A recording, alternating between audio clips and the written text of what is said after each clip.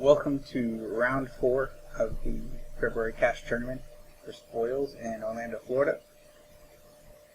As I mentioned, this is round 4, and then we cut to the top 4. It is a 10-person tournament, so there will be a semifinals and finals. And this match actually matters, because we are both 2-1. There was a 3-0, another 2-1, and somebody else that I want to say was 2-0-1.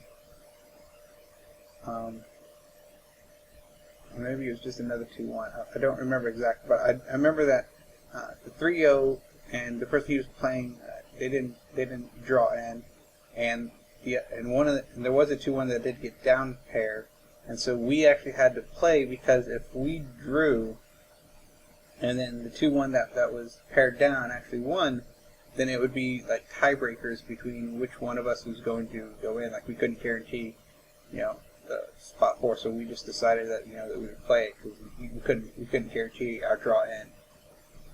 So this match matters. My opponent is actually playing Mono Arcanist deck. It's not the classic Barney. It doesn't function off discard. It just tries to be Arcanist control, and it does pretty well at it. Like, it's very control-y. It has a lot of easy ways to recur tactics and stuff like that. So it can get really, really hard to win against late game. So he actually won. He went first. He did not play a resource, which made me think that he didn't have a resource to play. And the few cards I had in my hand were kind of creature stuff. So I knew that going late game he would win it. So I decided I just have to go aggressive with it and hope that I can kill him before he can get too established. On my turn, I played a Violence, lost an influence went to 24. Then I just played a Micromajig Master, which made 2 more Micromajigs. So I have 3 damage on the board that I can start swinging with. His turn, he plays a Neurosis, so he loses an influence, goes to 24.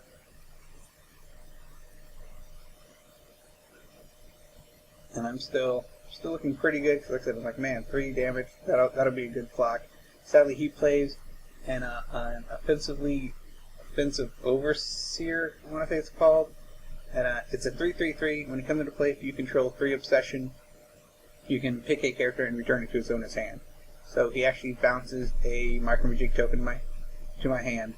And with the Micromajig tokens, since they are only tokens, once they leave play, and they cease to exist. So I don't actually get the token in my hand. It just disappears. It goes away. So his turn, he just plays another resource, and then he plays an Inadequate Wand, which is an item that you can pay 2, deplete, pick a character you control, return the character to your hand, and then you can search your deck for a tactic that has that numeric cost or less and put it into your hand. So it's an amazing way to search for tactics that he may need. So he blocks after we assign damage. He tries to wand his Overseer to save it and go search for a tactic. So I respond to the wand by playing a Noble Sacrifice. Noble Sacrifice, when you flip it up, costs 0. You pick a character you own and a character your opponent owns. You destroy those characters, and then you draw a card. Now, that Noble Sacrifice may, once Deadly Striker is destroyed, he loses 4 influence, and then I just swing in for my 2 1/1s, so he loses 2 more. Now, playing that Noble Sacrifice face down a turn ago might have been a mistake, because while it says flip up 0 cost, I lost a resource, so I lost the momentum. So to replace that resource, I essentially would have to pay 4 to play a resource. So anytime you're playing things with flip up, that might seem like, oh, I can just play this face down for my turn and then flip it up. If you're going to immediately flip it up, you don't want to do that, because you have to think about that. That's actually costing you 4 resources to play, because you need to replace it or else you'll fall behind.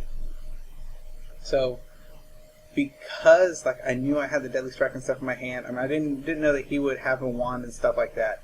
But because I probably want to kill creature stuff, maybe I should have saved that Noble Sacrifice in my hand a little bit longer, because it would have been better to pay 2 than to flip it up for 0. But it worked out. So I'll just pay 3 to draw. and responsibly drawing, he's going to play Eccentric Inquisition, which I will quickly Blazing Zero to terminate it with a face down. Eccentric Inquisition, you pay 2, and then you reveal the top 7 cards of your opponent's deck.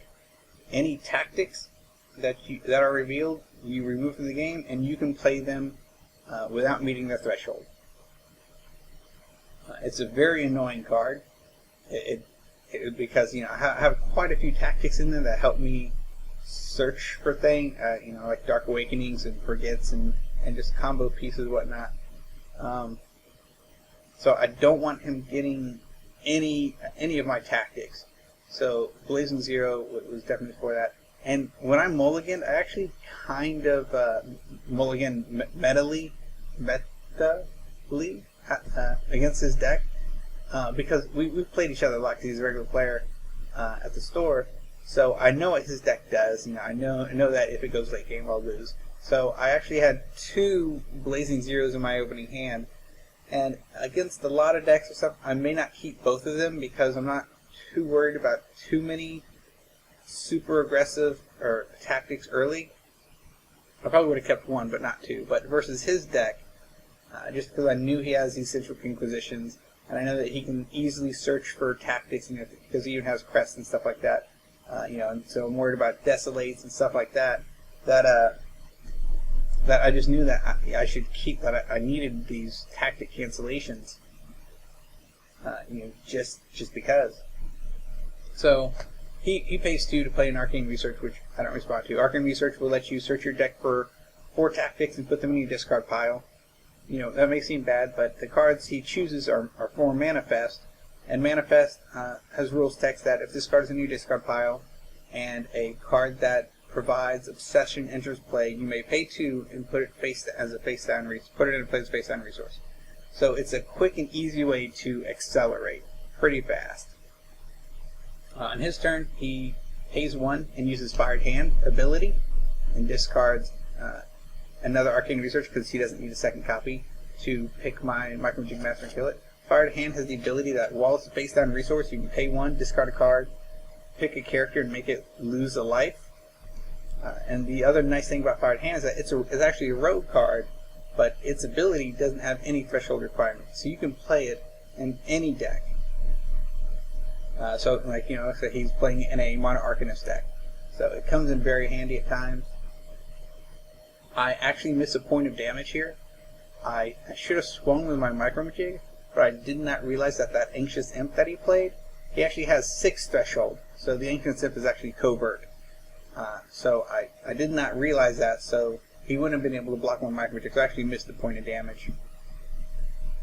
But that's okay. I mean, it happens. It's not good. But he does wand the Anxious Imp out. Anxious Imp costs 3, so he goes and he fetches himself a Redonkulus, which costs 3.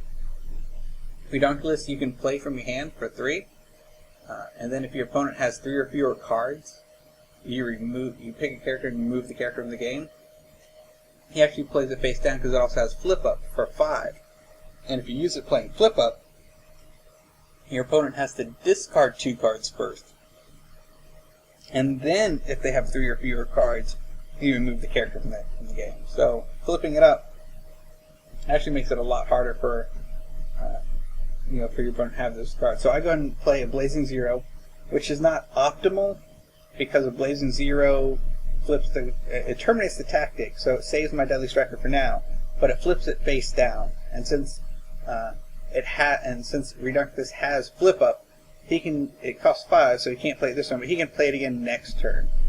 So it's not ideal, but it did save my Deadly Striker for a turn, and I would have to discard the cards anyway, so I was just, and I need to keep the momentum going. I need to keep the damage going because cards like that will get him in really controlling position and just dominate this game once it starts going mid to late.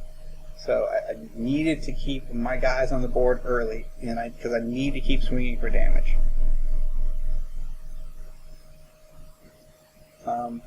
So like I said, yeah, he can't play, he can't redo another Redonkulus, so he just ends his turn. I only had 1, I couldn't do anything in a turn, so I'll just start the turn, and I think I'll play resource. I'll swing in for 4 and 1, so I'll get 5 more damage in on him. Put him to 10. Then I just pay 3 to draw, and I'll end my turn. I spend a little bit of time thinking, like, is there anything to play? I'm like, no. So he pays 3 to draw a card. End of my turn. And at this point, he needs to find some answers to characters. But like I said, he does have the Redonkulus face down, so that's good for him. And the reason I played another resource face down is because he has the Redonkulus. I'm going to have to discard cards anyway, so it's like I'd rather put things face down at that point than have to get rid of them. So yeah, so the first thing he does is go and pays 5, plays the Redonkulus again, and I don't have an answer this time, so I discard the card I have left. And I'm like, he does Micro Jig, and he's no Deadly Striker. So Deadly Striker is removed from game, and because it was removed from game and it was not destroyed, it doesn't do the 4 damage to him. And like I said, it's one of the few cards that will actually prevent Deadly Striker from blowing up and doing damage. So I draw for turn. I attack him for 1. Since the Ancient's is covert, it's a 2/2/3. If you have 6 Obsession Threshold, it's covert. You can also pay 2 at any time to make it provide 3 obsession. At the end of my turn, he paid 3 to draw a card. In response, I played Blow Up, which you pick an item, you destroy an item, and then your opponent's faction loses 3 influence. So he goes down to 6 now. It was very important for me to get rid of that then, because like I said, he paid 3 to draw, so I knew he couldn't respond. He couldn't counter it or use it in response to me blowing up to bounce the imp, to search for a tactic that like another Redonkulus or something like that would just be devastating. So that was the perfect time to use it, and I just happened to I think I just drew that card at the start of the turn because it just made me discard everything before that. So it was a great top deck. This game I definitely got a little bit lucky because my deck just gave me everything I needed when I needed it. Like I said, I had the opening hand, the Blazing Zeros to counter his early tactics, and then a top deck, the blow up, to stop him from being able to abuse it. So yeah, this game definitely I did get quite a bit of luck just in getting the exact cards I needed when I needed it. So his turn, he plays another Inadequate Wand, which is inconvenient for me, but what are you going to do? So he attacks me for 2. I go to 21. Because it's covert and I can't block with the Surplus Soldier. It's only 1/1/3 anyway.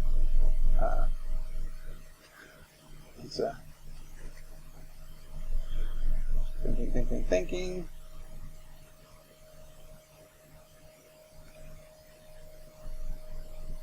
Yeah. So he's debating to play this card or not because it's a Wrinkly Rabbit.